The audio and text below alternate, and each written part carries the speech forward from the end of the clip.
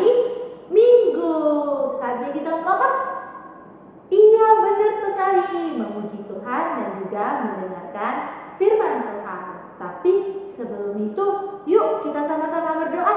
5, 10. Tuhan Yesus yang baik, terima kasih untuk satu hari lagi yang Tuhan berikan untuk setiap dari kami. Hari ini kami akan memulai ibadah kami, Tuhan yang memimpin kami dan juga menyertai kami. Dalam nama Tuhan Yesus kami sudah berdoa. Amin. 3.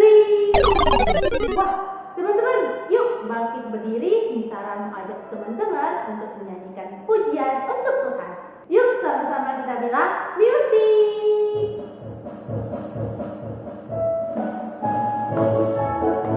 Semua teman-teman nyanyi dengan penuh sukacita ya.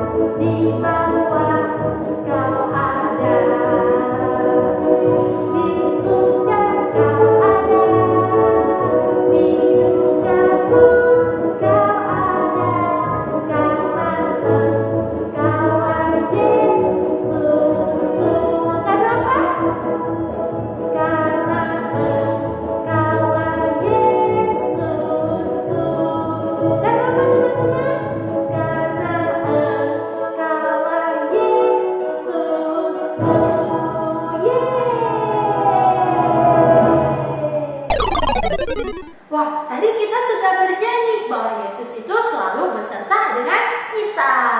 Masih semangat ya teman-teman memuji Tuhan? Masih? Kalau masih, sama-sama bilang musik.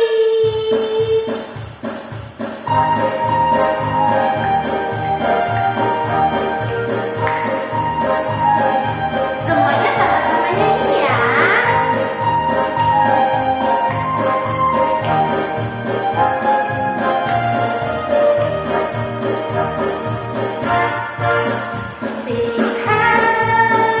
Sing low, sing absolutely everywhere I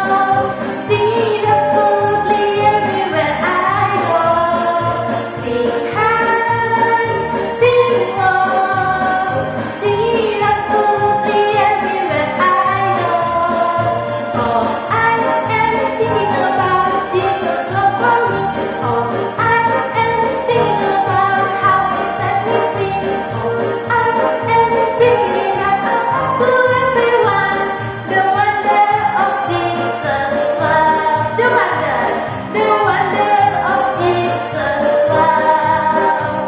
The wonder of Jesus' love.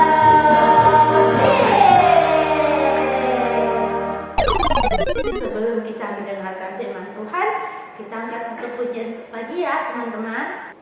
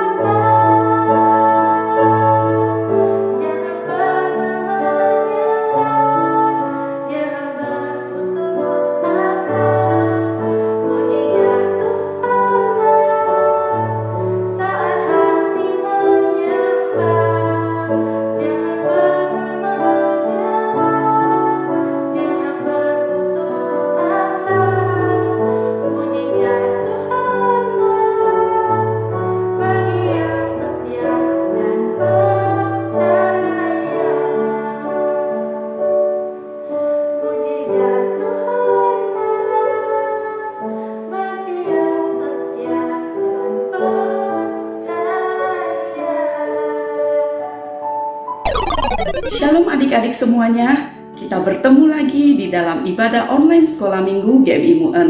Kita doakan terus semoga pandemi COVID-19 ini segera berakhir dan kita dapat beribadah kembali di gereja bersama-sama ya. Sebelum kita mendengarkan firman Tuhan, mari kita bersatu dalam doa. Tuhan Yesus, kembali kami datang ke hadapan-Mu. Kami bersyukur, berterima kasih kami dapat mengikuti ibadah online pada hari ini. Tuhan, Engkau yang memimpin setiap kami ya Tuhan, baik Lause yang bercerita maupun anak-anak yang mendengarkan. Tuhan, Engkau juga yang menjauhkan kami dari segala sakit penyakit. Waktu selanjutnya kami letakkan hanya ke dalam tangan-Mu. Kami berdoa dan mengucap syukur Tuhan hanya di dalam nama Yesus Kristus Juru Selamat kami yang hidup. Haleluya, amin. Nah, adik-adik, siapakah di antara murid Tuhan Yesus yang menanyakan mengenai upah yang akan mereka terima karena telah meninggalkan segala sesuatunya ya? Adik-adik ada yang tahu namanya enggak? Nah, namanya adalah Petrus ya. Hari ini kita akan mendengar bahwa bukan hanya Petrus saja yang memikirkan mengenai upah. Murid-murid yang lain juga memikirkan masa depan mereka dan bahkan juga ada satu orang ibu yang memikirkan dengan sungguh-sungguh tentang upah yang anak-anaknya akan terima ya. Nah, adik-adik, di dalam Alkitab kita belajar bahwa ada satu ibu, yaitu ibunya Yakobus dan Yohanes yang bernama Ibu Salome. Pada waktu itu Tuhan Yesus memanggil Yakobus dan Yohanes, Bapak Zebedus Zebedeus ya. Bapak Zebedeus itu ayah mereka ya. Dan Ibu Salome adalah ibu mereka. Mereka itu tetap tinggal di rumah di tepi Danau Galilea ya. Bapak Zebedeus tetap menjalankan usaha menangkap ikan dengan pertolongan daripada orang upahan.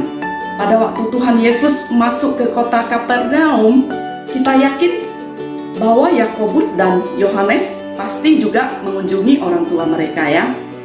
Mereka bercerita tentang kehidupannya bersama dengan Tuhan Yesus ya. Tentang mujizat-mujizat yang Tuhan Yesus lakukan dan tentang semua yang Tuhan Yesus ajarkan kepada mereka. Nah, adik-adik, kemudian Ibu Salome bersama dengan wanita yang lain juga mengikut kepada Tuhan Yesus ya, dan mengurus kebutuhan mereka.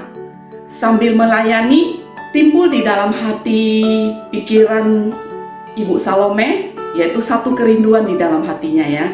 Mari kita bayangkan bahwa pada suatu hari Ibu Salome duduk bersama anak-anaknya Yakobus dan Yohanes. Ia telah memperhatikan bahwa terkadang Tuhan Yesus memilih kedua putranya dan Petrus untuk lebih dekat dibandingkan dengan murid-murid yang lain. Bukankah indah jika kalian berdua dapat duduk di sebelah kanan dan di sebelah kiri Tuhan Yesus di dalam kerajaan surga? Tanyanya ya. Yohanes dan Yakobus kemudian mengangguk-angguk ya. Mereka akan sangat suka dengan hal yang tersebut ya. Duduk di sebelah kiri dan kanan Tuhan Yesus adalah tempat kehormatan yang tertinggi. Aku akan berkata kepada Tuhan Yesus tentang hal ini, kata Ibu Salome ya. Aku akan meminta kepada Dia supaya Dia menempatkan kalian di sebelah kiri dan sebelah kanan di dalam tahtanya ya. Nah, adik-adik, mereka kemudian berjalan bersama di tempat di mana Tuhan Yesus beristirahat. Ibu Salome kemudian bersujud di depan kaki Yesus ya, sambil berkata, "Izinkanlah aku meminta sesuatu daripada Engkau Tuhan." Kemudian Tuhan Yesus berkata, "Apa yang menjadi permintaanmu, Ibu?" Tanya Tuhan Yesus ya. "Izinkan supaya seorang anakku boleh duduk di sebelah kanan dan seorang lagi di sebelah kiri nanti di dalam kerajaanmu," kata Ibu Salome. Yakobus dan Yohanes memandang guru mereka dengan penuh harap ya. Mereka sangat menginginkan kedudukan terhormat yang diminta oleh ibu mereka. Kemudian Tuhan Yesus memandang ketiganya dan menjawab, "Kamu tidak tahu apa yang kamu minta." Kemudian ia menoleh kepada Yakobus dan menoleh kepada Yohanes sambil bertanya, "Dapatkah kamu minum cawan yang harus aku minum?" Maksud Tuhan Yesus adalah, apakah mereka bersedia menderita seperti yang harus ia derita? Kami dapat, jawab Yakobus dan Yohanes serentak. Tuhan Yesus kemudian diam sejenak ya. Kemudian ia berkata, "Ya, suatu hari kalian akan menderita seperti aku, tetapi aku tidak berhak menentukan bahwa kalian akan duduk di sebelah kanan atau sebelah kiriku. Tempat kehormatan ini akan diberikan kepada siapa Bapakku sudah menyediakannya." Nah, waktu murid-murid lain mendengar percakapan ini, mereka menjadi sangat marah kepada Ibu Salome dan kepada Yakobus serta Yohanes. Mungkin mereka sendiri juga ingin duduk di dekat Tuhan Yesus ya. Dan sekarang Yakobus dan Yohanes telah memintanya terlebih dahulu. Tuhan Yesus mengetahui isi hati daripada murid-muridnya. Karena itu ia berkata kepada mereka semua, "Mari kita berbicara siapa yang akan menjadi terbesar di antara kamu. Kamu tahu bahwa pemerintah bangsa-bangsa menggunakan kekuasaan mereka untuk semua orang melakukan apa yang diperintahkannya. Mereka dihormati dan mereka berkuasa. Tetapi di antara kalian, murid-muridku, tidak boleh begitu. Siapa yang mau menjadi besar di antara kalian harus menjadi pelayanmu. Siapa yang mau menjadi pemimpin harus menjadi pelayan terlebih dahulu. Lihatlah kepadaku, aku yang terbesar di antara kalian, tetapi aku datang ke dunia bukan untuk dilayani, melainkan untuk melayani dan untuk menyerahkan nyawaku untuk membebaskan banyak orang. Adik-adik, waktu murid-murid mendengar perkataan Tuhan Yesus, mereka menundukkan kepala. Ia mengatakan suatu kebenarannya, betapa sering Tuhan Yesus mendahului melayani mereka dan banyak orang yang datang kepadanya. Mereka memikirkan kedudukan yang terhormat di kerajaan surga, sedangkan Tuhan Yesus melepaskan kedudukannya sebagai anak Allah di surga dan datang ke dunia untuk melayani mereka. Mereka sungguh mau belajar melayani seperti Tuhan Yesus melayani. Mereka puas membiarkan Bapa di surga menentukan upah mereka dan di mana kedudukan mereka nantinya di kerajaan surga. Nah, adik-adik, apa yang terjadi pada Yakobus dan Yohanes setelah Tuhan Yesus kembali ke surga? Yakobus kemudian menjadi pemimpin di sebuah gereja di Yerusalem ya. Pada waktu Raja Herodes bermaksud menganiaya orang Kristen, ia menangkap salah satu pemimpinnya, yaitu orang itu adalah Yakobus. Waktu Yakobus berada di penjara, pasti ia mengingat perkataan Tuhan Yesus yang dahulu ya. Dapatkah engkau menderita seperti aku? Yakobus sudah menderita bersama dengan Tuhan Yesus. Kemudian Yakobus dibunuh dengan pedang dan pergi untuk mendapat bagian dalam kemuliaan bersama dengan Tuhan Yesus di surga. Yohanes hidup lebih lama ya dan menjadi sangat tua. Mula-mula Yohanes melayani Tuhan Yesus sebagai pemimpin gereja di Yerusalem, kemudian sebagai pemimpin di Efesus. Tetapi ia juga harus menderita bagi Tuhan Yesus. Sebagai orang yang sudah tua, ia ditangkap dan dibawa ke pulau yang bernama Patmos. Tetapi saat ia berada di pulau yang sunyi itu, Tuhan Yesus menyatakan dirinya kepada Yohanes ya. Ia bisa melihat Tuhan Yesus dalam kemuliaannya. Kemudian Tuhan Yesus mengatakan dan mengizinkan dia untuk melihat apa yang akan terjadi pada hari-hari terakhir sebelum Tuhan Yesus kembali ke dunia ini ya. Tuhan Yesus memerintahkan Yohanes untuk menulis semuanya di dalam sebuah buku. Dan buku itu adalah kitab Wahyu, dan kitab ini adalah kitab yang terakhir di dalam Alkitab. Kita sama-sama mau belajar ayat hafalannya dari Yohanes pasal 12 ayat 26. Kita sama-sama buka Alkitab kita dari Yohanes pasal 12 ayat 26. Sama-sama ya. Barang siapa melayani aku, ia harus mengikut aku. Barang siapa melayani aku, ia harus mengikut aku. Barang siapa melayani aku yaitu Tuhan Yesus ya. Barang siapa melayani Tuhan Yesus, ia harus mengikut Tuhan Yesus ya. Artinya tinggal dekat dengan Tuhan Yesus, melayani sesama seperti yang Tuhan Yesus lakukan. Tinggal dekat dengan Tuhan Yesus, melayani sesama seperti yang Tuhan Yesus lakukan. Dan di mana aku berada, di situ pun pelayanku akan berada. Artinya siap menderita bagi Tuhan Yesus karena ia telah menderita bagi kita. Dan di mana aku berada, di situ pun pelayanku berada. Artinya siap menderita bagi Tuhan Yesus karena ia telah menderita bagi kita. Kemudian perkataan Tuhan Yesus berikutnya, barang siapa melayani aku, ia akan dihormati Bapa. Barang siapa melayani aku, ia akan dihormati Bapa. Artinya Allah akan menghormati kita di sini dan di surga. Barang siapa melayani aku, ia akan dihormati Bapa. Artinya Allah akan menghormati kita di sini dan di surga. Kita sama-sama ulangi ya. Yohanes pasal 12 ayat 26. Barang siapa melayani aku, ia harus mengikut aku. Dan di mana aku berada, di situ pun pelayanku akan berada. Barang siapa melayani aku, ia akan dihormati Bapa. Amin. Kita bersatu dalam doa. Tuhan Yesus, terima kasih Tuhan, kami sudah mendengarkan firman-Mu ya Tuhan. Tuhan ajar kami ya Bapa untuk dapat melayani-Mu ya Tuhan. Ajar kami untuk lebih dapat mengerti firman-Mu ya Tuhan. Tuhan ajar kami untuk setia dalam perkara-perkara yang kecil. Tuhan ajar kami juga untuk lebih mempunyai iman kepada Engkau ya Tuhan.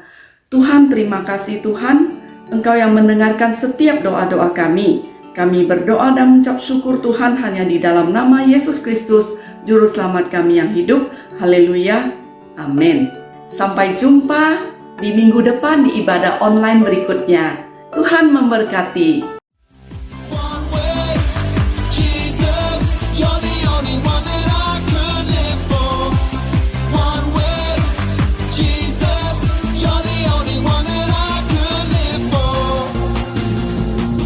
You're the